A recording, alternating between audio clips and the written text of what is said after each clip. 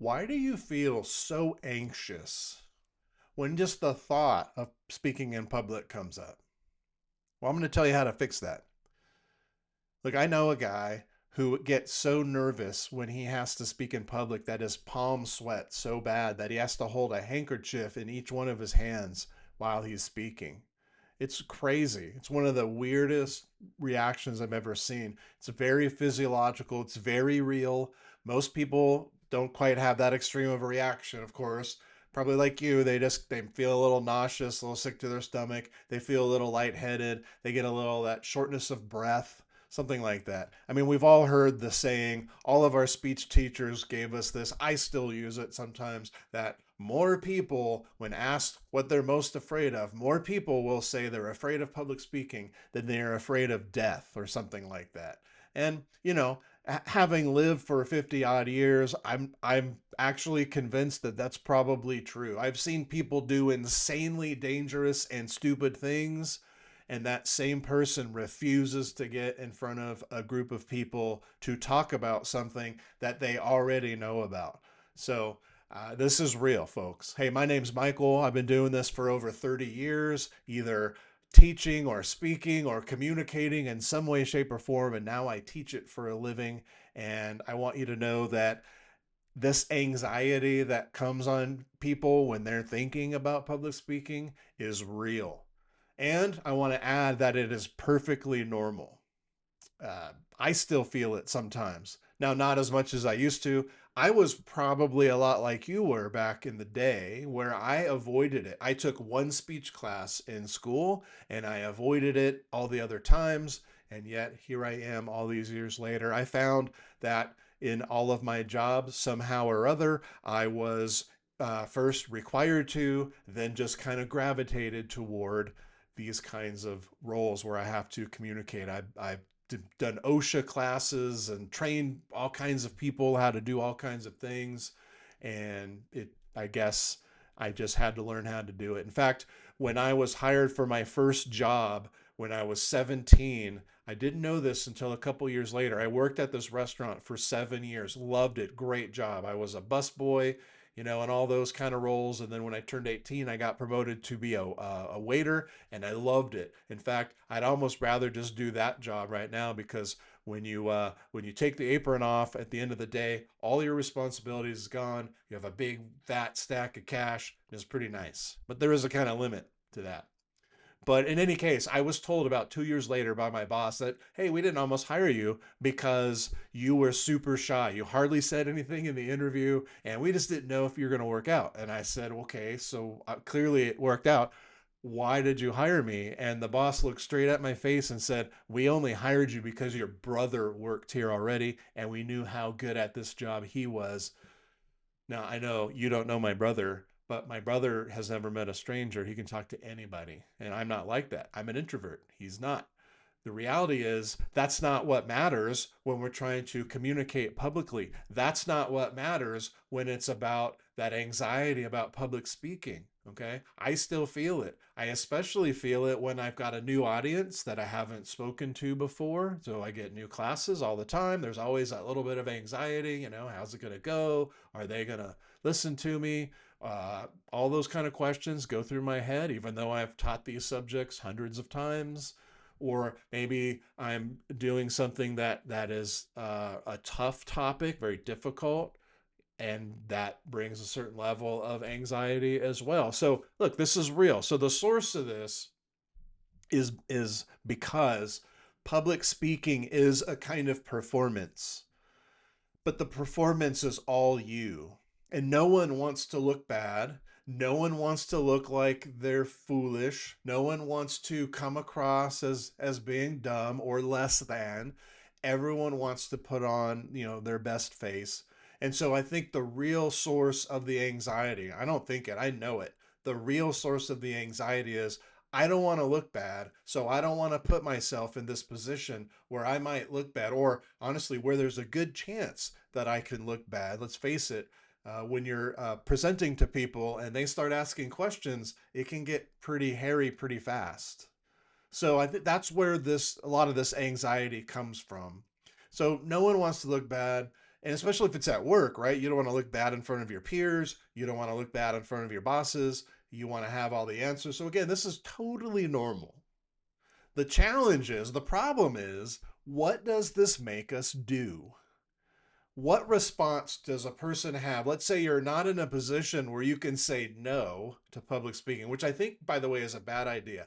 I believe you need to say yes to these opportunities, because I believe that they will, very practically speaking, they will enhance your utility at your job. They will make you more promotable than other people who refuse to do that kind of thing. So, absolutely, I am a huge proponent of jumping in feet first into this kind of thing. I mean, that's what I had to do, and I had to learn how to do it. And I turned out I enjoyed it. So the problem, though, isn't the anxiety. That's normal. Everybody has it. You learn to control it over time, just kind of like anything else.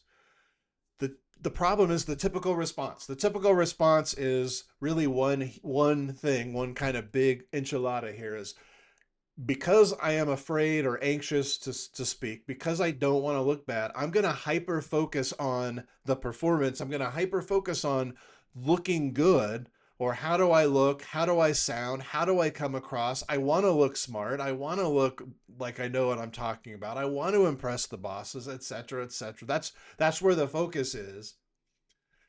And so I'm thinking about my voice. And look, I do not have that orator golden radio voice. Maybe I do if I speak like that. I don't have that. I don't have that kind of training. I don't want to do that kind of training. I just want to be me. And you can just be you and be perfectly fine at communicating. But we focus too much on voice.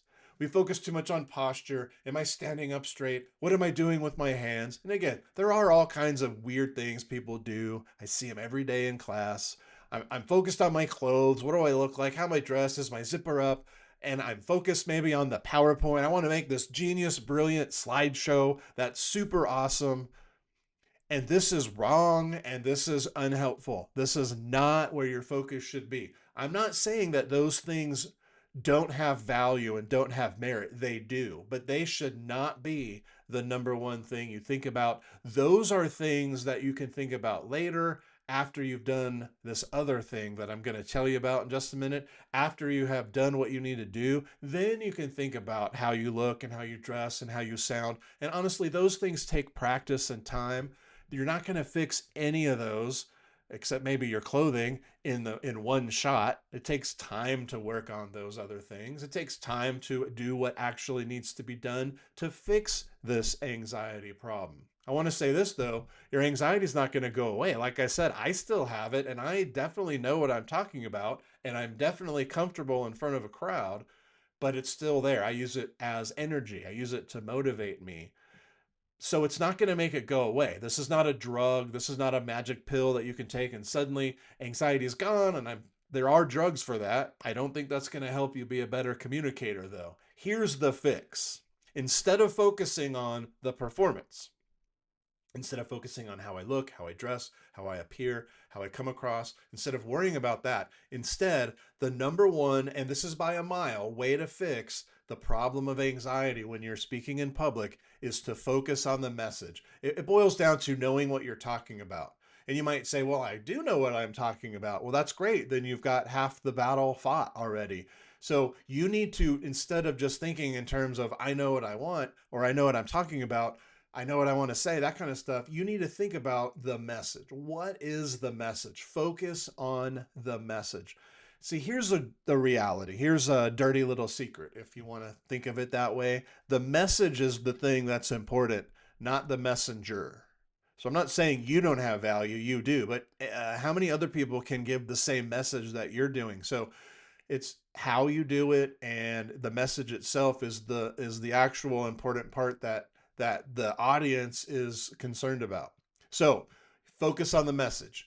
That means you got to do the research. You got to know what you want to say. You've got to do the research to back that up. By the way, I have a system that I created called Track. If you look in the description below, you'll see a link. You can get a free download of a Track guide. It's very simple, just a few pages, PDF pages. You get that for free, and it'll run you through this thing I call Track. I've got other videos that you can watch that go into some more detail of that, but research is the R in track, thesis is the T. Craft, that's where you build the actual message. Here's what you do. Do you know what you're talking about? Great. Do you need to do any research to bulk that up, to fill any holes? Yes, no, whatever the answer is.